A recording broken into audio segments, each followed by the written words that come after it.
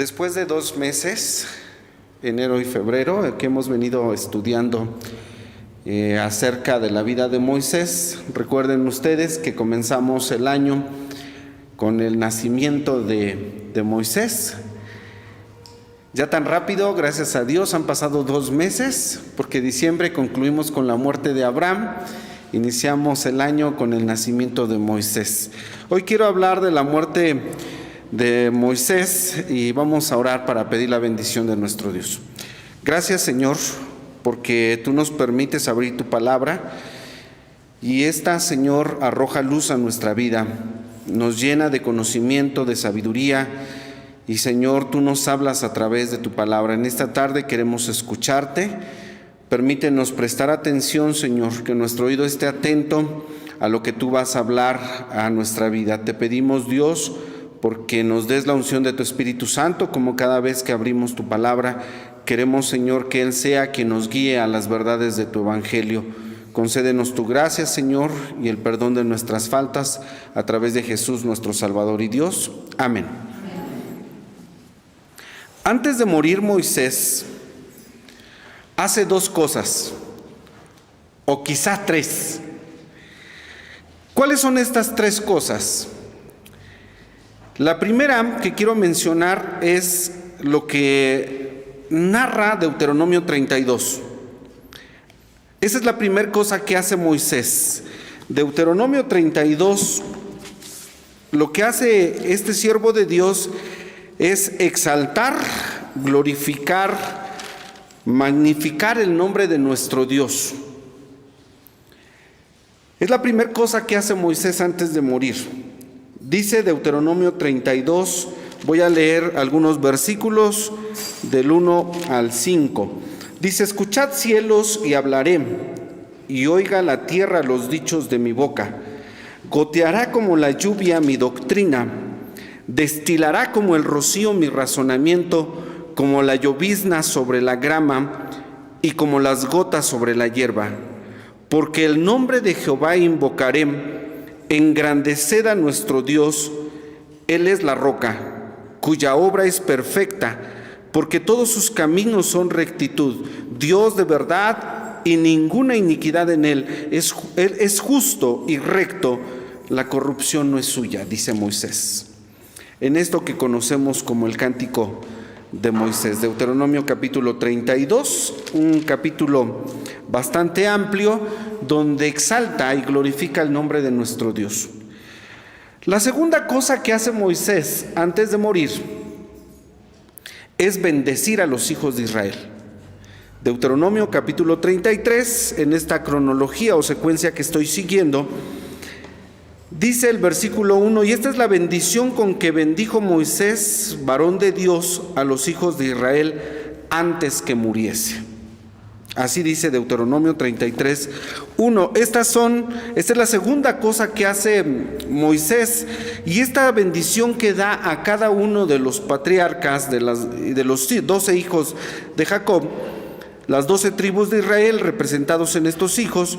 Lo que hace Moisés es en esa bendición es profetizar a la vez. Es una bendición profética, donde se anuncian las cosas que acontecerán con cada uno de estos 12 varones que forman las 12 tribus de Israel. Y la tercera cosa que hace Moisés, pero noten un detalle, que dije que Moisés hace 2 cosas, quizás 3, porque en la tercera no se sabe con toda seguridad, o no podemos afirmarlo plenamente que lo haya hecho Moisés. La tercera cosa es que escribe el relato de su muerte, Deuteronomio 34. Hay al respecto 2 probables interpretaciones de Deuteronomio 34. Una es que alguien más, y sería la interpretación a lo mejor lógica, ¿sí? Voy a llamarle así, ¿sí? Se entiende que Deuteronomio 34 alguien más lo escribió, porque pues habla de la muerte de Moisés. Y lo lógico es pensar que alguien escribió Deuteronomio 34. Y ese alguien muy probablemente haya sido Josué, su sucesor. Si nosotros leemos Deuteronomio 34 y pensáramos en esta línea lógica de interpretación que fue Josué quien escribió, estaríamos leyendo entonces lo que Josué, hijo de Nun, escribió acerca de la vida de Moisés, de la muerte de Moisés, ¿sí? Esa es la primera interpretación. La segunda es que el mismo Moisés haya escrito acerca de su muerte. Esa es la segunda interpretación. Por eso les dije que Moisés hace dos cosas antes de morir: exaltar el nombre de Dios en ese cántico, en la segunda, bendecir a los hijos de Israel, y les dije quizás una tercera: escribir el relato de su propia muerte. Y dije que no podemos afirmarlo, pero hay dos historiadores judíos muy serios, de mucho peso, del primer siglo, muy reconocidos, que señalan precisamente que Moisés mismo fue el que escribió Deuteronomio 34. Y fue la última cosa que hizo: escribir el relato de su muerte, cerrar el libro, entregarlo y subir al monte al que Dios le había dicho que subiese, donde él precisamente va a morir. Esto es interesante. Pensar en esta segunda opción de interpretación es interesante. Sí, que Moisés haya hecho esto de sí mismo. En Números 23, versículo 10 dice: ¿quién contará el polvo de Jacob o el número de la cuarta parte de Israel? Muera mi persona de la muerte de los rectos, y mi postrimería sea como la suya. Llama mucho nuestra atención que dice: muera mi persona de la muerte de los rectos. Números 23:10. ¿Cómo es la muerte de los rectos? Esta es nuestra reflexión, esta es nuestra exposición. ¿Cómo es la muerte de los rectos? Déjenme decir que los rectos o los justos también mueren en accidentes. Los justos o los rectos también murieron en este tiempo de pandemia. También mueren con enfermedades terminales, también mueren a temprana edad, etc. Entonces, ¿cuál es la diferencia? ¿Por qué Números 23:10 dice: muera mi persona de la muerte de los rectos, como deseando la muerte de un justo, de cómo mueren los rectos, y mi postrimería sea como la suya? ¿Qué diferencia hay? Bueno, la muerte es un momento decisivo para cada persona en el que se suele pensar en lo que realmente es importante y tiene valor. Ahí comienzan las diferencias. ¿Cómo es la muerte de los justos? Para los creyentes, para los justos, para los rectos, como dice Números 23:10, es un momento decisivo en el que se piensa en las cosas que realmente son importantes y tienen valor. Y nos estamos refiriendo a las cosas espirituales. Es el momento cuando uno confirma su fe en nuestro Dios. Es el último paso para entrar al que será nuestro destino final y eterno. La muerte de los justos, y hoy vamos a hablar de la muerte de Moisés, habla precisamente de la confianza en las promesas de Dios. Cuando un recto, cuando un justo, cuando un creyente muere, su muerte habla de la confianza que tuvo en las promesas de Dios. Dicen los primeros 5 versículos. Vamos a nuestro pasaje, Deuteronomio 34, lo siguiente: Recuerden que vamos a verlo como si Moisés mismo hubiese escrito esto, y esto va a ir tomando forma en el desarrollo de nuestra exposición. Dice: y subió Moisés de los campos de Moab al monte de Nebo, a la cumbre de Pisga, que está enfrente de Jericó, y mostróle Jehová toda la tierra de Galaad hasta Dan, y a todo Neftalí y la tierra de Efraín y de Manasés, toda la tierra de Judá hasta la mar postrera, y la parte meridional y la campiña, la vega de Jericó, ciudad de las palmas hasta Zoar. Y díjole Jehová: esta es la tierra de que juré a Abraham, a Isaac y a Jacob, diciendo: a tu simiente la daré. Hétela ver con tus ojos, mas no pasarás allá. Así dice la palabra de nuestro Dios. A mí no se me hace descabellada la idea de pensar que el Señor Jehová le haya revelado a Moisés cómo sería su partida y éste tuviese que escribirla. No se me hace mala la interpretación. Inclusive en lo particular me inclinaría por pensar que esto fue así. Porque dice el versículo 5: y murió allí Moisés, siervo de Jehová, en la tierra de Moab, conforme al dicho de Jehová. Versículo 5. Esto sucedió conforme al dicho de Jehová.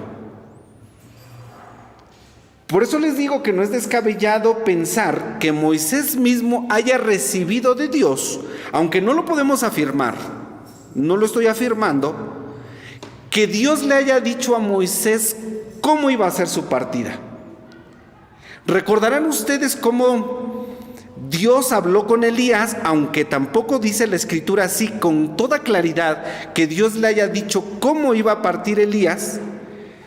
Pero ustedes recordarán que los hijos de los profetas salieron cuando Elías y Eliseo venían caminando juntos, y los hijos de los profetas le dicen a Eliseo: ¿sabes cómo quitará hoy Jehová a tu señor? Y Eliseo les dice: sí, lo sé, callad, no me digan nada. ¿Sí se acuerdan? Dios había revelado cómo iba a partir, y lo sabía Eliseo. ¿Por qué no pensar, conforme a lo que dice el versículo número 5, que dice en la segunda parte, que esto sucedió conforme al dicho de Jehová? Dios no pudo haberle dicho a Moisés: Moisés, mira, llegó el momento, muchas gracias, vas a tener que subir al monte, como muchas veces le dijo: sube al monte, vas a ir a tal lugar. Y que Dios le haya dicho lo que iba a suceder, y entonces Moisés dice: perfecto, está bien. Lo escribió, cerró el libro y dice: me retiro. Por eso les digo que no se me hace tan descabellada la idea. Que Él lo haya hecho, es como si hoy alguno de nosotros pudiese dejar escrito qué quiere en el día de su funeral. Que alguien dijera o dejara un escrito que más o menos dijera así: si Dios quiere y si el Señor permite, porque así dice la Escritura que nosotros debemos decir, Santiago dice que nosotros tenemos que expresarnos de esta manera: si Dios quiere y si Dios permite, me gustaría que el día de mi muerte, el día de mi funeral, fuese de la siguiente manera: que se cantaran los siguientes himnos, que se hiciera una gran celebración en vez de lamentos, que se llevara a cabo en tal lugar y que ocurrieran estas cosas, y que lo dejase por escrito. ¿Puede suceder? ¿Puede ser? Claro que sí. Claro que sí. Entonces, ninguna de las dos interpretaciones acerca de la muerte de Moisés, de quién lo narró, si fue Josué, que tampoco se sabe con toda claridad. Unos se inclinan a pensar que fue Josué, otros, como estos historiadores judíos del primer siglo, en sus escritos dicen que fue Moisés. También es una interpretación. Algo así pudo haber sucedido. Pero ¿cómo llegan los justos a la cita en el día de su partida? Porque estamos hablando entonces, según lo que leí en Números 23:10 acerca de la muerte de los rectos, ¿cómo llegan los justos a la cita del día de su partida? Si Moisés escribió esto, él no tuvo ningún conflicto, ningún reclamo, ninguna nostalgia del día de su partida. Ninguna, ¿sí? Ni siquiera porque Dios le dice: mira, hoy te voy a mostrar la tierra que yo le prometí a Abraham, a Isaac y a Jacob se las daría. Y Moisés subió al monte y vio todo lo que el Señor le tenía que mostrar. Dice que hasta la gran mar. La tierra prometida no es muy grande, y desde el punto donde estuvo Moisés pudo contemplar la tierra prometida. Pudo ver toda la tierra prometida. Moisés no quiere ni podía huir del día que Dios le está narrando, del día que Dios dice conforme al dicho de Jehová. ¿Sí? Yo creo que ningún justo, ningún creyente, aun sabiendo que su partida está cercana, desearía evadirla o decir: Señor, espérame, todavía no. Pablo dice en 2 Timoteo, y al final leeremos ese pasaje, donde dice: el día de mi partida está cercano. No tenía problema Pablo en saber del día de su partida. ¿Por qué lo habría de tener Moisés, un hombre con una vida resplandeciente, un hombre que cara a cara hablaba con Dios? No tendría ningún problema de que Dios le haya revelado, de que le haya dicho: hoy vas a partir. Y Moisés exalta el nombre de Dios, bendice a los hijos de Israel y escribe cómo va a ser su final, porque Dios se lo reveló.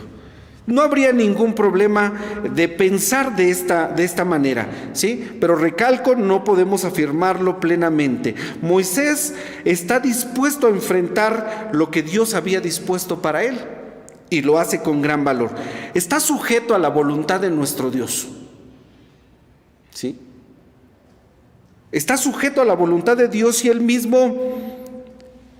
Dios mismo lo está esperando en el monte. Moisés, yo puedo imaginarlo pensando de esta manera, que sube con gran decisión al monte y llega al final de sus días. Porque así tenemos que llegar.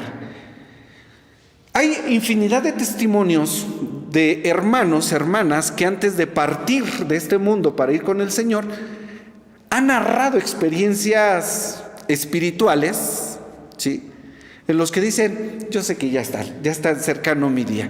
Y no lo narran con ningún tinte de nostalgia.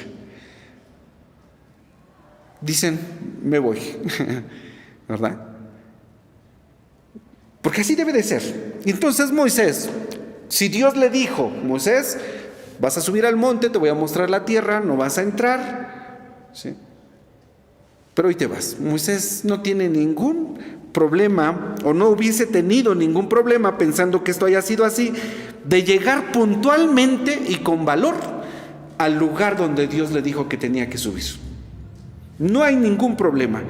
Llevó una vida de fe, y la confianza en Dios rigió su andar día tras día, y ahora en su muerte se confirma esa confianza, aún sin recibir lo que Dios había prometido, aún sin entrar. Porque si bien es cierto que Moisés le pidió a Dios, le dice: Señor, permíteme entrar, y Dios le dijo: no vas a entrar, te voy a permitir mirar, pero no vas a entrar. Aún con eso, ¿sí?, la muerte de Moisés habla de la confianza que tiene en la promesa, porque dice el versículo número 4 que Jehová le dijo: esta es la tierra que juré a Abraham, a Isaac y a Jacob. Esta es la promesa. Y entonces la muerte de Moisés habla de esa confianza en las promesas de Dios. Ese es nuestro texto base en esta primera sección. Dice el Señor: esta es la tierra que yo juré. Y Moisés cree en esa promesa, aún sin entrar, aún sin recibir la promesa. Voy a leer ahora Hebreos 11:13, porque dice que conforme a la fe murieron todos estos. Está hablando de los judíos, de los hebreos. Muy probablemente dice, sin haber recibido la promesa, las promesas, perdón, está en plural, sin haber recibido las promesas, sino mirándolas de lejos y creyéndolas y saludándolas y confesando que eran peregrinos y advenedizos sobre la tierra. ¿No es esto lo que está pasando con Moisés? Está mirando, ¿sí? Lo que dice Hebreos 11:13, está mirando de lejos la promesa, está creyéndola, está saludándola, pero no la recibió. Dice Hebreos 11:13, conforme a la fe, murieron todos estos sin haber recibido las promesas. Y esto es lo que está pasando con Moisés. Él no va a entrar a la tierra prometida, pero su muerte habla de la confianza que tiene en esa promesa, ¿sí? Y tal como comenté, no recuerdo si el domingo pasado o el anterior, finalmente Moisés estuvo en tierra prometida cuando el Señor se transfiguró en el monte. No fue una petición negada a Moisés. Bueno, Moisés vivió confiando y murió confiando en el Señor. Vivió confiando, murió confiando, sin recibir lo que se había prometido, pero eso no significa que Dios no le haya cumplido, ¿sí? ¿Cómo llegaríamos nosotros, o cómo llegarías tú al monte donde has de morir? Si supiéramos, como en el caso de Moisés, pensando en esta interpretación, ¿cómo llegarías tú al monte? Si Dios nos dijera, hoy es el día, ¿habría algo que nos preocuparía? ¿O dejaríamos todo para ir con el Señor? Que sabemos que es impostergable la cita de nuestra partida. Dice Job capítulo 14, que nuestros meses tienen término. Dios puso límite a nuestra edad, a nuestros años, a nuestros meses, a nuestros días, ¿sí? Y no se puede postergar la fecha de nuestra partida, ¿sí? Pero si el Señor nos dijera, en este año te toca, ¿cómo llegaríamos al monte? Yo les dije hace un momento, yo me imagino a Moisés llegando decidido, llegando confiado, llegando seguro, llegando en fe al monte donde Dios le iba a presentar la última cena, la última escena que mirarían sus ojos. Aquí está la promesa, no la vas a tener, no la vas a recibir, no vas a entrar a ella, pero aquí está. Y ese es el testimonio que se da cuando muere un justo. Habla de la confianza que tiene en las promesas de Dios. Y esto hace la diferencia entre unos y otros. Pero también habla de la dependencia de Dios. No solamente en vida, sino también en el momento de partir. La muerte de los creyentes o de los justos habla, hermanos, de la dependencia que se tiene en Dios, porque Dios es poderoso para capitanearnos hasta la muerte. Así dice la Escritura. Si Moisés escribió esto, como estamos comentando esta posibilidad, es digno de reconocer lo que dice el siguiente versículo, el versículo 5. Y murió Moisés, en caso de que Moisés haya escrito, murió allí Moisés y se da un título. ¿Cuál es el título? Siervo de Jehová. Si Moisés escribió esto, como estamos comentando, vean el título que se pone Moisés. Moisés, así decía su tumba, pensando de esta forma, ¿no? Él mismo escribió y dijo, aquí yace Moisés, siervo de Jehová, aunque nadie sabe dónde está, nadie supo dónde estuvo la tumba de Moisés, ¿sí? Pero lo que quiero comentar a continuación es esta frase: Moisés, siervo de Jehová. Eso es lo que él mismo habría puesto en su sepulcro. Y quisiera que pensaran por un momento, ¿cómo va a decir nuestra tumba? ¿Cómo le gustaría que dijese su tumba? Solamente para pensar un momento. Egipto, con todo y que fue el centro mundial económico, político, intelectual, no fue la patria de Moisés. ¿Por qué él no se identificó con Egipto? No quiso quedarse en Egipto, porque sabía que había una patria mejor. Y no me refiero a Canaán, no me refiero a la tierra que fluye leche y miel, no me refiero a esa patria, ¿sí? Pero a Moisés no le llamó la atención el esplendor, la grandeza de Egipto, como a muchos de nosotros hoy nos llama la belleza de este mundo. A Moisés no le llamó la atención. Dice Hebreos 11:25, escogiendo antes ser afligido con el pueblo de Dios que gozar de comodidades temporales de pecado, dice Hebreos 11:25. Él escogió, ¿sí? Dice aquí, antes ser afligido con el pueblo de Dios. Se identificó con el pueblo de Dios, no se identificó con el pueblo de Egipto. Y esto nos hace pensar y reflexionar. ¿Nosotros con qué nos identificamos? ¿Nos identificamos con este mundo? Queridos hermanos, dice Pablo a los filipenses, nuestra ciudadanía está en los cielos. No podemos identificarnos con este mundo, por más bello que parezca, ¿sí? Por más grande y espectacular que sea. No podemos identificarnos con el mundo. Hay un himno que dice: no puede el mundo ser mi hogar.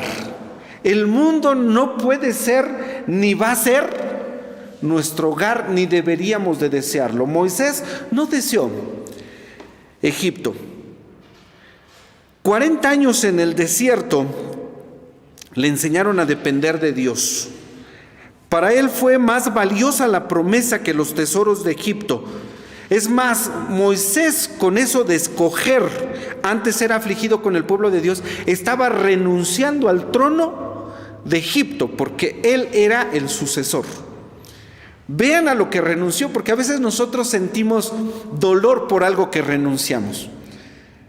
¿Qué pudiste haber dejado por seguir al Señor que te haya dolido? Pues no debe de haber nada. No debe de haber nada que nosotros podamos dejar en este mundo por seguir al Señor que nos cause algún dolor o alguna lástima, ¿no? No pude tener ese empleo porque me exigían trabajar en domingo. Tuve que renunciar. Hermanos, que no haya dolor. No te perdiste de nada, ¿sí? Vale la pena dejar todo por seguir al Señor. Hebreos 11:26 dice acerca de Moisés: teniendo por mayores riquezas, escuchen esto, el vituperio de Cristo que los tesoros de los egipcios, porque miraba la remuneración. Moisés renunció a los tesoros de Egipto, renunció al trono de Egipto.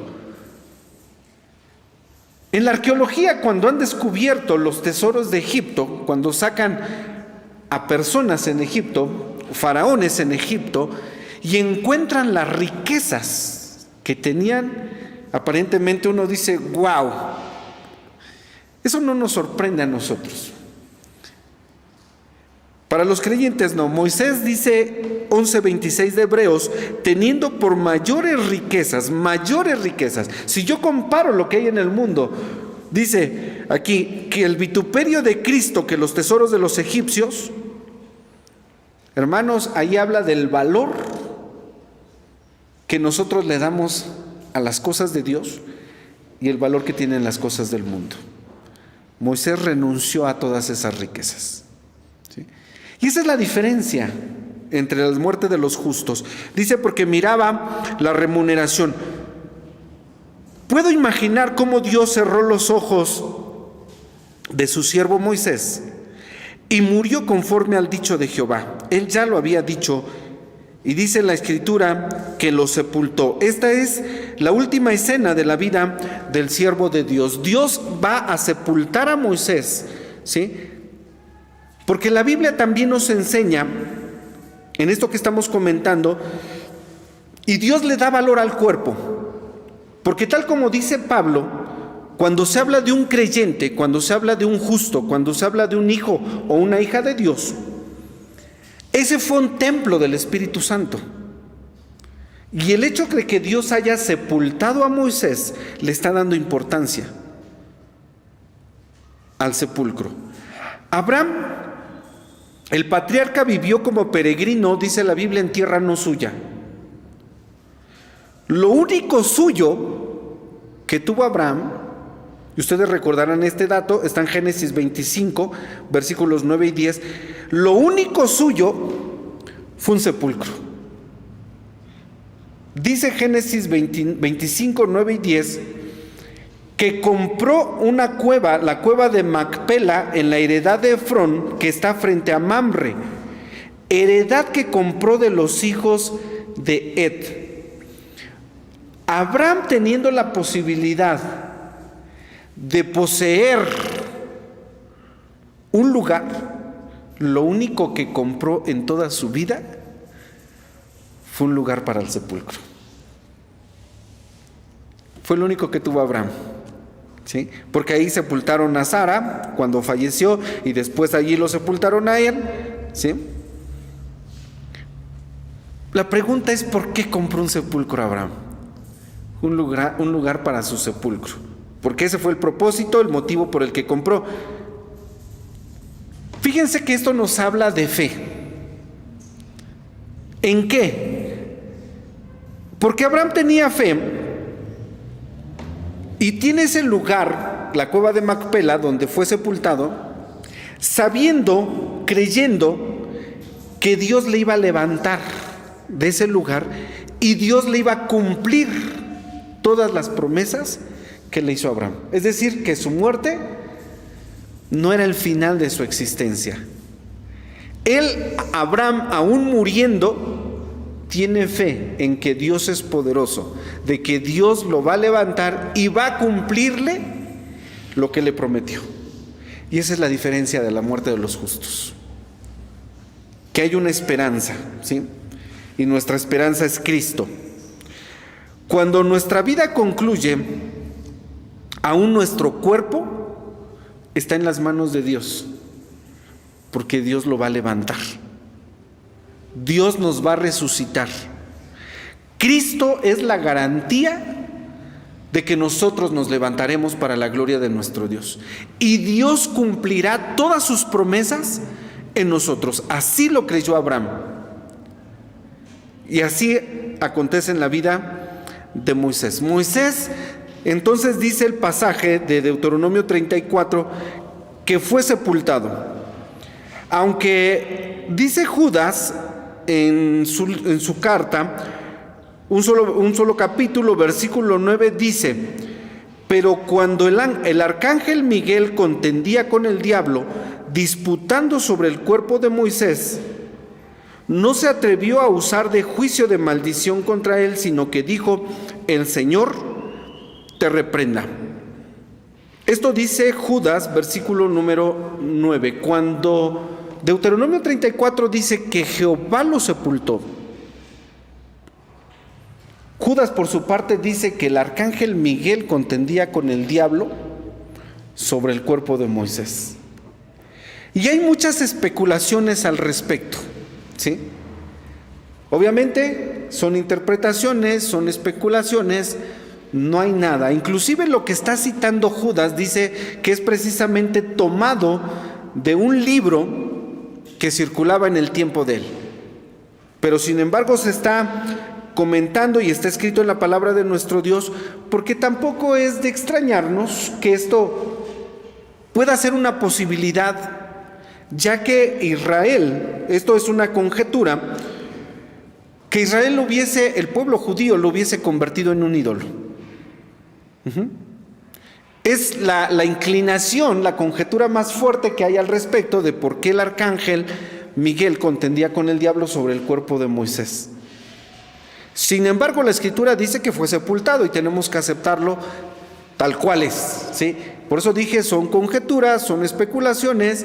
Hay gente que pues ha comentado muchas cosas al respecto. Pero bueno, dentro de estas conjeturas o especulaciones, pues cabe esa probabilidad. Israel pudo haberlo convertido en otra cosa.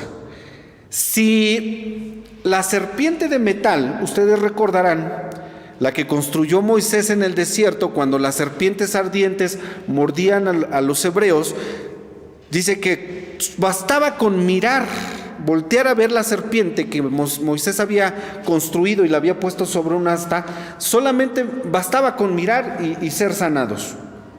Es más, el mismo Señor Jesús en San Juan capítulo 3 hace una referencia a esa serpiente. Dice, y así como Moisés levantó la serpiente en el desierto, así es menester que el Hijo del Hombre sea levantado. Como diciendo, cuando Cristo sea levantado en esa cruz y cualquiera mordido por la serpiente del pecado mirare a Cristo, tendrá salvación. Eso es lo que el Señor citó y que está registrado en San Juan capítulo 3. Pero los judíos habían hecho de esa serpiente de metal un ídolo. Y segundo de Reyes, capítulo 18, versículo 4, describe precisamente eso. Voy a leer segundo de Reyes 18, versículo 4. Que dice de la siguiente manera: vean ustedes lo que hacía Israel con esa serpiente. Está hablando de Ezequías, el rey de Judá, de las reformas que hace dentro del pueblo. Dice que él quitó los altos y quebró las imágenes y taló los bosques donde había idolatría. Esto lo pongo entre paréntesis, yo lo comento. Taló los bosques donde había idolatría e hizo pedazos la serpiente de bronce que había hecho Moisés, porque hasta entonces le quemaban perfumes los hijos de Israel, y llamóle por nombre Neustán. Hasta entonces estaban idolatrando la serpiente. Aquello que había sido un instrumento de salvación en el desierto, lo habían convertido en un ídolo. ¿Por qué no habría de pensarse en estas conjeturas que se hacen de que si hubiesen encontrado el cuerpo de Moisés, que también fue un instrumento de salvación, quién sabe qué hubiesen hecho con él? Y tampoco es descabellado pensar que lo hubiesen hecho, porque el hombre, ¿de qué no es capaz? ¿De qué no somos capaces en nuestro pecado, en nuestra concupiscencia, en nuestra malicia, en nuestro apartamiento de Dios, en nuestra ignorancia, en nuestra ceguera espiritual? ¿De qué no somos capaces? Muere Moisés, pero dice la Biblia, Deuteronomio 34, que el Señor lo sepultó. Un justo muere dependiendo siempre de Dios. Dice nuestro pasaje, Deuteronomio 34, que Moisés tiene la fuerza suficiente para subir al monte. Versículo 7, y era Moisés. Bueno, voy a leer el 6, donde estamos afirmando que la Biblia dice que lo enterró el Señor. Y enterrólo en el valle, en tierra de Moab, frente de Bet-peor, y ninguno sabe su sepulcro hasta hoy. Ninguno. La Biblia dice que él fue enterrado, porque hay otros que piensan que Moisés fue arrebatado. No hay fundamento. Muchas cosas. Procuramos ver entonces este pasaje solamente en lo que dice la Escritura. De hecho, tampoco es relevante ni trascendente si lo escribió Moisés o lo escribió Josué. Lo que estamos viendo es cómo muere un justo. ¿De qué da testimonio la muerte de un justo? que muere creyendo en las promesas de Dios, aún sin recibirlas. Muere en la fe de que algún día se levantará, porque Dios va a cumplir esas promesas, ¿sí? Y muere de una forma, un justo, de una forma decisiva. Así que, queridos hermanos, no tiene la muerte por qué causarnos temor. ¿Dónde está, oh muerte, tu aguijón? ¿Dónde está, oh sepulcro, tu victoria? Si nosotros en Cristo somos más que vencedores y podemos decir como el siervo de Dios: para mí el vivir es Cristo y el morir me es ganancia. Y era Moisés de edad de 120 años cuando murió. Sus ojos nunca se oscurecieron ni perdió su vigor. Dependió tanto de Dios. Dios fue su fortaleza hasta el final. Y así está muriendo este hombre. Y dice el versículo 8, y ahí voy a concluir, que lloraron los hijos de Israel a Moisés en los campos de Moab 30 días. Porque la Biblia tampoco prohíbe el luto, hermanos. Tampoco la Biblia lo prohíbe. Cuando Pablo escribe a los tesalonicenses, lo que prohíbe es: no os entristezcáis como los que no tienen esperanza. No dice no lloren. Porque pensamos que los creyentes no deben de llorar. Pues si el Señor, cuando murió Lázaro, dice la Escritura, y lloró Jesús. No prohíbe el duelo. La Biblia no, dice aquí claramente, los hijos de Israel, lloraron los hijos de Israel a Moisés en los campos de Moab 30 días, y así se cumplieron los días del lloro, del luto de Moisés. Muere Abraham, lógicamente hubo luto, hubo llanto, hubo tristeza. No se prohíbe. Lo que la Biblia dice, lo que Pablo dice es: no se entristezcáis como los que no tienen esperanza. Todos, dice Pablo, no dormiremos, pero todos seremos arrebatados, todos seremos transformados para estar con el Señor.